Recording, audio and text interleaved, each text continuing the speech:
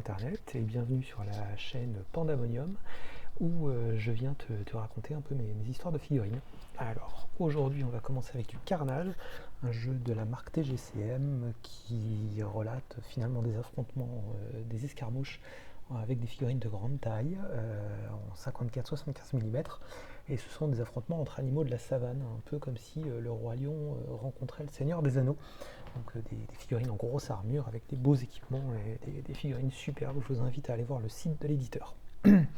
Dans cette partie qui opposait ma guilde noire contre les carnes de Boindil, on était sur un scénario qui s'appelle les colporteurs, dans lequel l'objectif du scénario est pour le joueur défenseur, c'est-à-dire moi, d'amener une charrette pleine de marchandises de l'autre côté de la table en supportant une embuscade des forces adverses. Voilà, je vais vous montrer tout ça. Donc déjà le déploiement sur la carte, alors j'ai essayé de faire des cartes et des photos pour essayer de faire en sorte que ce soit un peu plus visuel et que ça marche bien parce que j'ai pas filmé au fur et à mesure. Donc ici vous avez en noir avec le sablier, c'est le pur objectif de la charrette qui donc doit arriver dans le coin en haut à droite de la carte malgré l'opposition adverse. Il n'y a aucune figurine adverse sur la table au début. Pour l'instant, vous voyez donc mes figurines de gauche à droite. Nous avons un assassin qui est un agent sombre de la Guilde Noire niveau 2 avec le petit A. En dessous, il y a un négociateur niveau 2 de la Guilde Noire. Puis un agent sombre niveau 3 avec le gros M, qui est ma figurine de goon préférée, toujours de la Guilde Noire. Et enfin la brute de la Guilde Noire qui est pas là pour enfiler des perles. Voilà, tiens, ça c'est une photo de quelques figurines de ma guilde noire, mais sans la peinture, et c'est pas tout à fait la bande que j'ai jouée. Je venais de les recevoir et j'en étais très content. Voici la liste de mon adversaire, qui est dans un autre style, avec beaucoup de tireurs comme vous pouvez le voir, puisqu'il y a deux archers carnes niveau 2 et 3, je sais plus si c'est le rouquin ou le brun qui était niveau 3, on a un garde royal qui n'était pas là pour déconner non plus, et enfin une avant-garde dans le fond qui est équipée d'un arc. Alors dans ce scénario, comme je le disais, moi je suis déployé au tout début, et puis la charrette va avancer de 3 toises, c'est-à-dire 12 cm à chaque tour, en tout début de tour, en écrasant tout ce qu'il va y avoir sur son passage. Et mon but, ça va être un peu avec mes figurines d'essayer de pousser la charrette. Et c'est pas forcément évident, ça nécessite des jets de dés assez compliqués. Sachant qu'en plus, l'adversaire n'est pas encore sur la table au moment où mon tour commence, donc je risque de me prendre des coups qui arrivent par surprise. Et voilà donc le tour 1, comment ça se passe avec sur cette carte les premiers mouvements. Donc ma brute et mon négociateur ont poussé la charrette, hein, ils ont fait leur boulot de brute et de négociateur.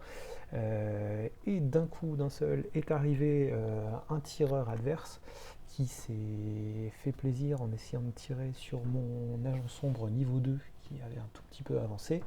Agent sombre qui s'est avancé vers le tireur pour essayer de lui en mettre une. Hein, j'ai essayé de mettre les charges en rouge, ça fait des flèches un peu plus violentes. Ça n'a pas suffi à massacrer l'archer, donc il a fallu envoyer un autre combattant, donc le gros goon agent sombre niveau 3, pour essayer de lui démonter la gueule, et ça n'a pas fonctionné non plus. Donc en photo, ça se voit un peu mieux, désolé pour la photo qui est floue.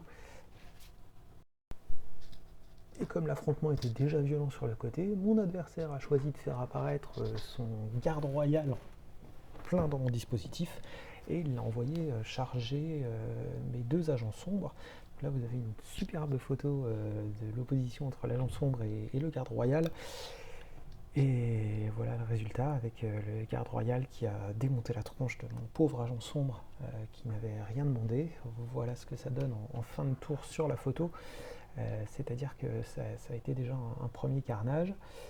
Vous voyez aussi qu'un second archer est apparu sur la table, et ça a motivé ma brute pour aller se jeter sur les figurines adverses en se jetant sur le garde royal qui n'a pas fait un pli et qui a fini par mourir dans d'atroces souffrances à coups de dagues et de cimeterre de ma brute, bien fait pour lui.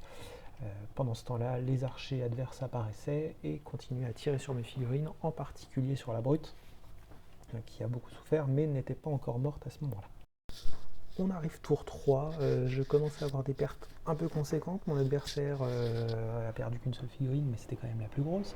La charrette avance un tout petit peu, mais pour l'instant tout le monde s'en fout, c'est juste une charrette en plein milieu, et bon, mon adversaire n'était pas spécialement décidé pour la piller, donc j'ai essayé de la pousser encore un petit peu, et il a continué à tirer sur ma brute, qui a fini par se faire abattre et à ressembler à une sorte de porc épic. C'est là que j'ai commencé à m'inquiéter, parce que finalement, 2 figurines contre 3 et pas avoir le même niveau que mon adversaire, c'est chaud dans ce jeu, c'est très très compliqué. Donc il a fallu essayer de trouver une solution. Alors c'est le négociateur qui est venu pousser la brouette, qui a réussi un superbe critique, mais ça n'a pas poussé la brouette bien loin. Malheureusement, mon adversaire s'est dit qu'à ce moment-là, il était peut-être temps d'agir sur le scénario, et il a fait apparaître son avant-garde juste à côté de la charrette pour essayer de la piller. Ce qu'il a plutôt bien réussi. Et il a commencé à vider cette charrette et à lui donner des coups, donc à essayer de la détruire. Alors détruire la charrette, c'est pas forcément évident, la piller non plus, mais le problème c'est que moi j'ai pas forcément grand monde pour aller récupérer les marchandises, les remettre dans la charrette et pousser la charrette jusqu'au bout. Donc il a fallu un peu trouver des solutions improvisées et pas faciles avec des figurines pas adaptées.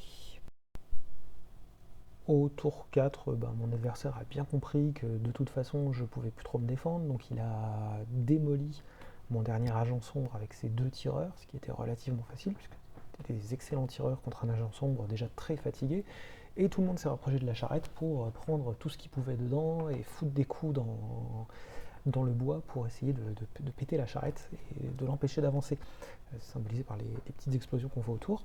Ça a été une grosse réussite pour mon adversaire. Mon négociateur s'est pris une petite baffe au passage, histoire de rigoler un petit peu. C'est là que j'ai tenté un peu un coup de poker avec un négociateur qui a fait une action de convaincre négocier contre l'avant-garde adverse pour lui récupérer les marchandises qu'elle venait de voler, pour les remettre dans la charrette. C'est une action qui est tout à fait autorisée, qui fait perdre du temps, c'est sûr, ça fait pas avancer la charrette, mais au moins ça évite de se retrouver avec un matériel complètement pillé, puisque comme je le disais, l'objectif du scénario c'est d'aller au bout de la table, avec une charrette la plus remplie possible, et il n'y a que 6 marchandises dedans au début. Donc s'il n'y a plus rien dedans, ça ne sert à rien d'aller au bout de la table. Et mon négociateur a essayé de faire le boulot. Il a essayé seulement, puisque c'était pas forcément évident pour lui, il faut le comprendre. Et c'était tellement pas évident pour lui que le tour 5 a été une catastrophe pour moi, puisque la charrette était immobilisée en plein milieu de la table, mon adversaire était tout autour de moi, mon négociateur n'avait plus que 3 pauvres petits points de santé, c'était pas forcément évident pour lui.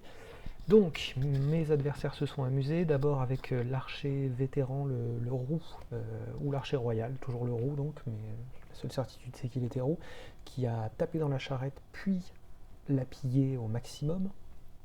Ensuite, c'est le négociateur qui s'est activé, qui a réussi à récupérer toutes les marchandises qu'on venait de lui voler pour les remettre dans la charrette, ce qui était quand même une sorte d'exploit, mais ça lui a bouffé toutes ses activations. Du coup, mon adversaire a activé son avant-garde, qui a repris les marchandises dans la charrette, détruit la charrette, puis a éliminé définitivement mon pauvre négociateur qui n'avait rien demandé. Et c'est ainsi que s'est terminée cette sympathique partie. Voilà, cette partie est terminée. Une petite analyse rapide, j'ai super mal joué, hein. J'ai fait un plan tout pourri. J'aurais nettement préféré être en attaque qu'en défense sur ce scénario, puisque mes figurines étaient clairement une bande de voleurs avec quelques options pour foutre des coups, mais c'était clairement pas une bande destinée à défendre une charrette. J'aurais dû jouer d'autres figurines, mais bon, voilà, c'était un mauvais choix de départ, tant pis. Mon grand regret surtout, c'est d'avoir joué des figurines non peintes, puisque ça aurait été tellement plus joli avec des figurines peintes, mais tant pis, j'ai pas eu le temps, puisque j'ai reçu les figurines le mardi et on a joué le vendredi, donc j'ai fait au mieux. J'espère toutefois que ce petit rapport de bataille en vidéo vous a plu. J'espère pouvoir vous en proposer d'autres à l'avenir, sur d'autres jeux éventuellement, probablement pas tout à fait sur le même format, avec un peu plus de travail derrière. Et voilà, n'hésitez pas à lâcher des commentaires pour nous dire si ça vous a plu.